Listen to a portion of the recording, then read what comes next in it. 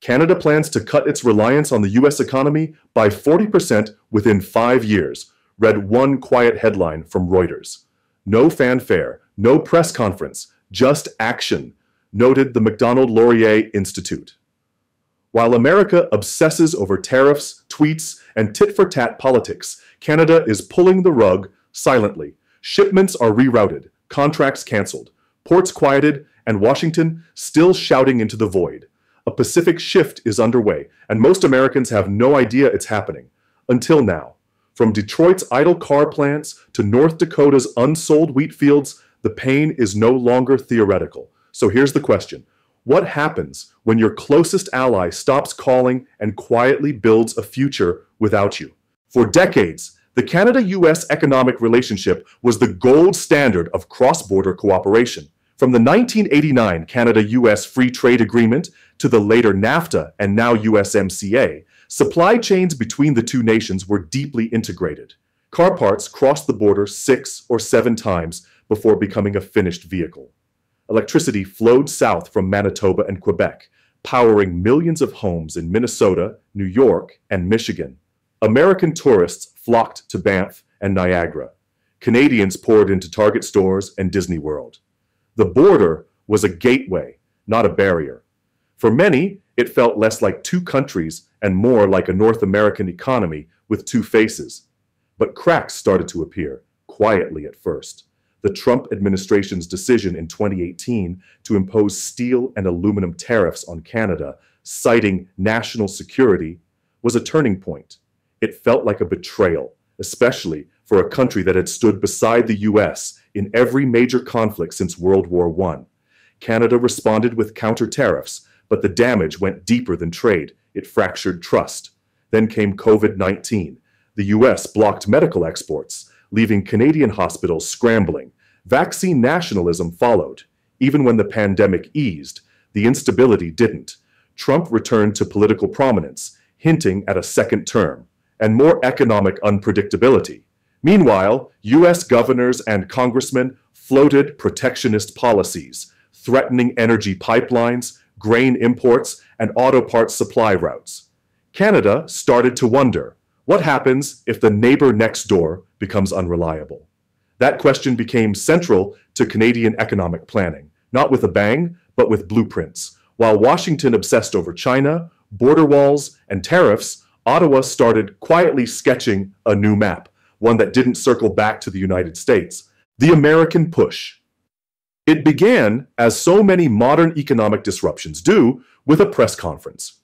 In March 2024, former President Donald Trump, newly re-elected and back in office, announced sweeping new tariffs on foreign imports, including a fresh 25% tariff on Canadian aluminum and a national energy priority policy that would incentivize American states to buy only US-produced oil and natural gas. This is about America first, Trump declared. No more being the world's doormat. No more being Canada's ATM.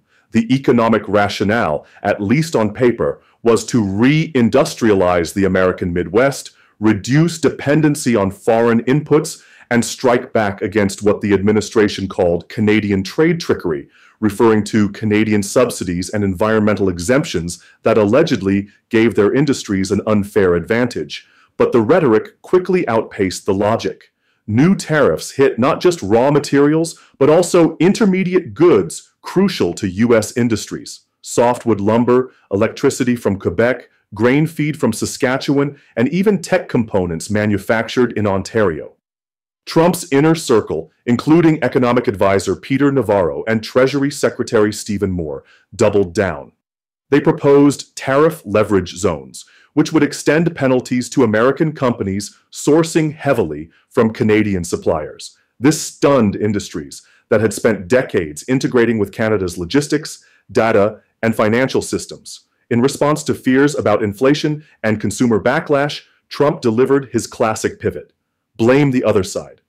If prices go up, that's because Canada refuses to play fair, he said on Truth Social.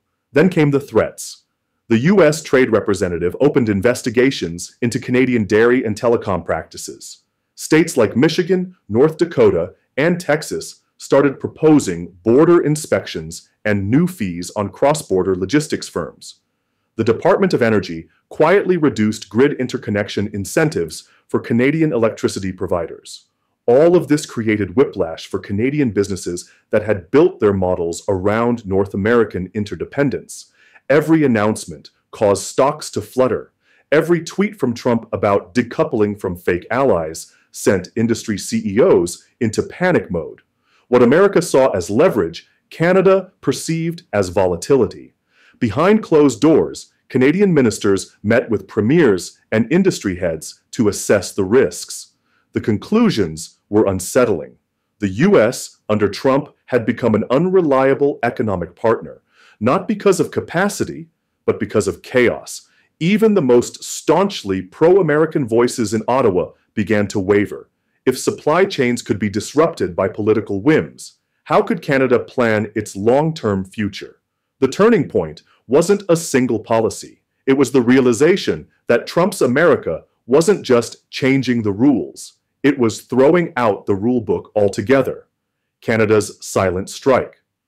Unlike its southern neighbor, Canada did not respond with bluster or counter-threats. There were no fiery press conferences, no viral sound bites. Instead, Ottawa adopted a different strategy: quiet, coordinated detachment. In June 2025, the Canadian government unveiled its Pacific Partnership Initiative, PPI, a sweeping economic realignment plan designed to reduce Canadian dependency on the U.S. by 40% within 5 years. No major fanfare, just a legislative package passed under the radar that set the wheels in motion. The centerpiece, the One Canadian Economy Act, a law that allowed for rapid approval of major infrastructure and trade projects, including ports, pipelines, logistics corridors, and tech zones, if they reduced reliance on U.S. inputs or markets. New rail routes were fast-tracked from Alberta to Pacific ports.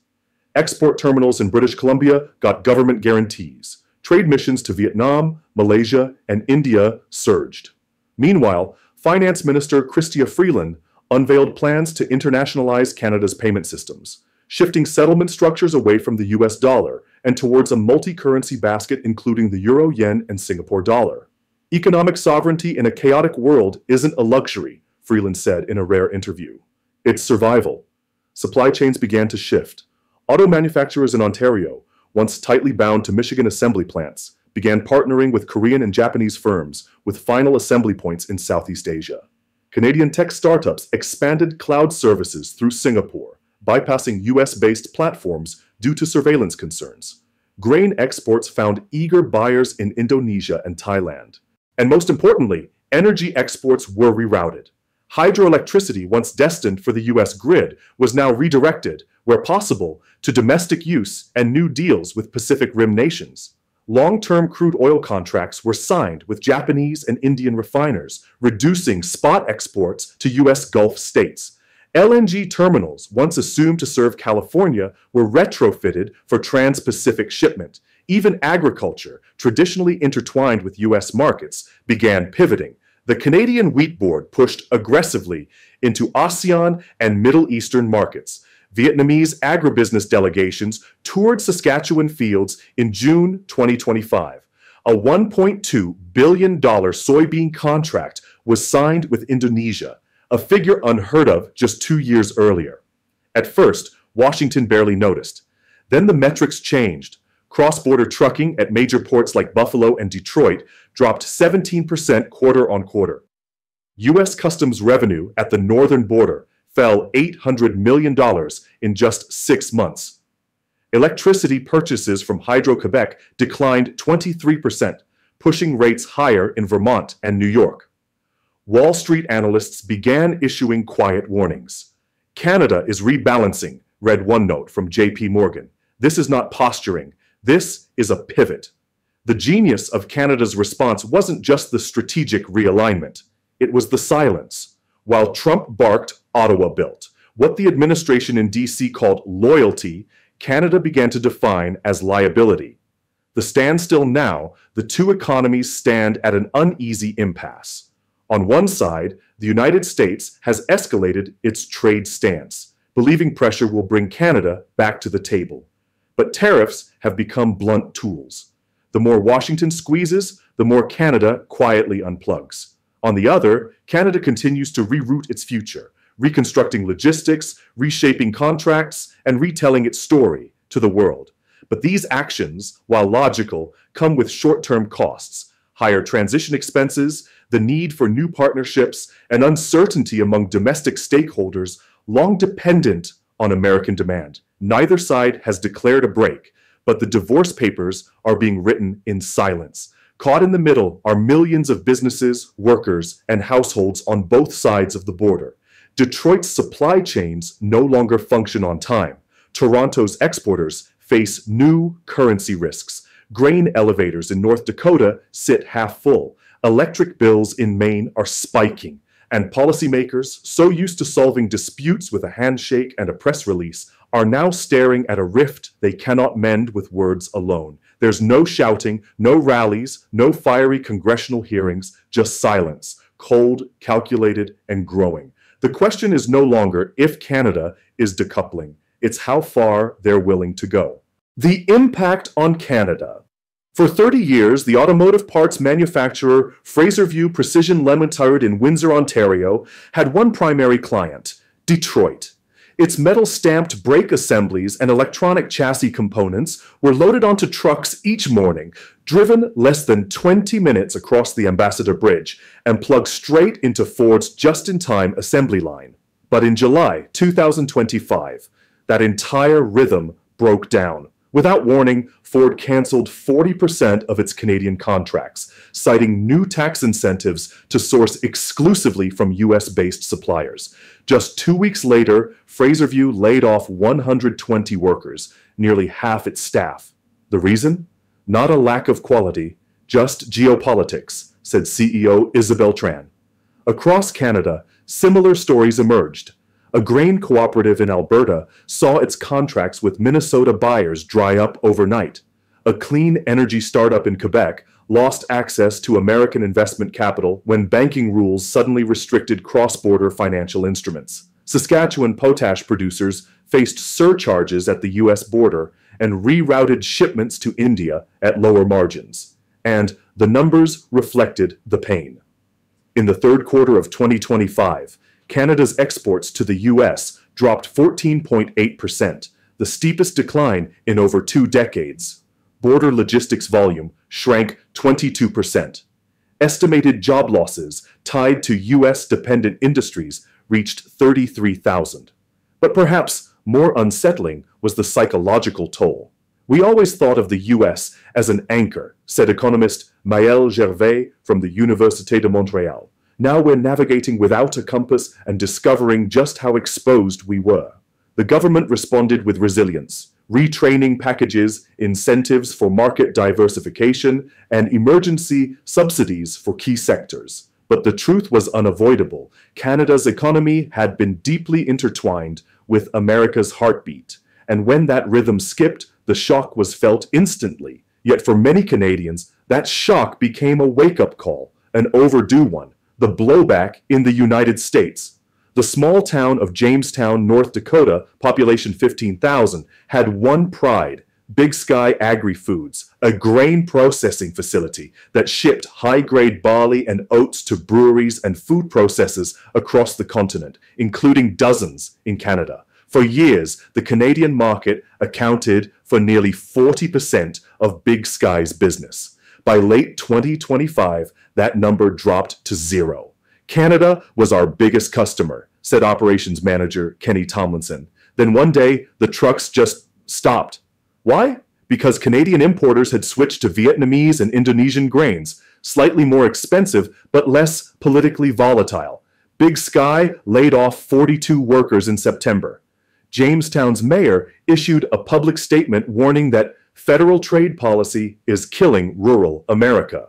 Local grocery stores reported a drop in weekly sales. School districts cut back on after-school programs. The pain wasn't limited to farm towns. In Buffalo, New York, trucking company Lakeview Logistics saw cross-border deliveries decline by 19% in the second half of 2025.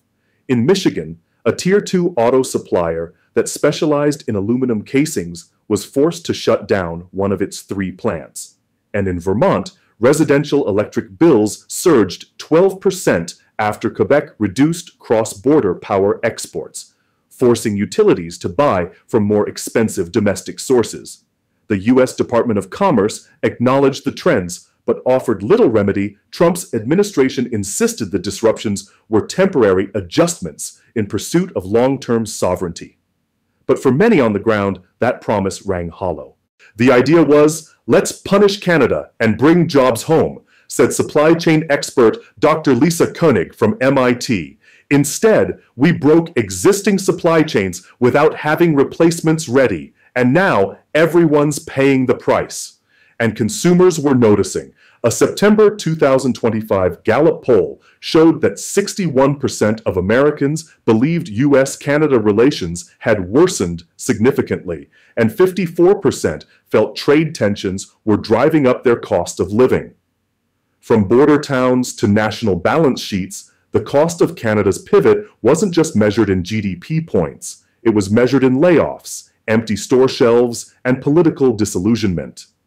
What once felt like an unbreakable bond now resembles a strained alliance, 2 economies drifting apart not out of anger, but necessity. The United States, locked in its own political storms, chose confrontation over coordination. Canada, weary of instability, chose quiet detachment over confrontation. Neither intended a rupture, but both are now navigating a new North American reality, alone. The infrastructure that once united this continent, rail lines, trade corridors, energy grids, is still there. But the trust? That's harder to rebuild. No speech, no handshake, no summit can fix what's already been silently severed. And so we're left with this. In the race to shape the future, will North America win together or fail apart, trying to go it alone? Are you American or Canadian? Share your story and your view in the comments below.